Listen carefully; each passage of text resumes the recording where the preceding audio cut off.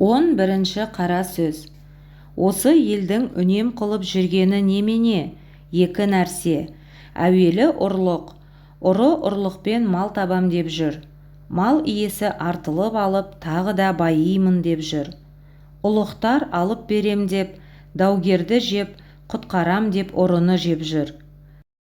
Қарапайым жұрт ұрлық айтып, мал алам деп, ұрыға атымды сатып, пайдаланам деп, не өткізбесін арзанға түсіріп алам деп жүр. Екінші, бұзақылар біреудің ойында жоқ пәлені ойына салып, бүйтсең бек боласың, бүйтсең көп боласың, бүйтсең кек аласың, мықты атанасың деп, ауқаттыларды азғырғалы әлек болып жүр. Кім асса мен соған керек боламын деп, көз қыздырып алып, өзін біраз ғана азық қылайын деп жүр. Ұлықтар пәлі-пәлі, бұл табылған ақыл екен, мен сені бүйтіп сүйеймін деп, ананы жеп, сені бүйтіп сүйеймін деп, мынаны жеп жүр.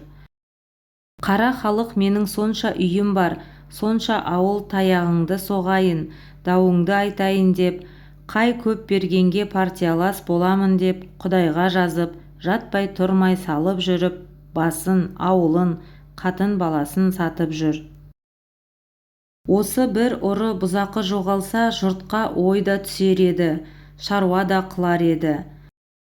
Бай барын бағып, кедей жоғын іздеп, ел секілденіп талапқа, тілеуге кірісер еді. Енді жұрттың бәрі осы екі бүлік іске ортақ, мұны кім түзейді? Анттың, серттің, адалдықтың, ұяттың бір тоқтаусыз кеткені ме? Ұрыны тыю да оңай болар еді, бірақ оны бұзақының тіліне ере тұғын, аза тұғын байларды кім тыяды?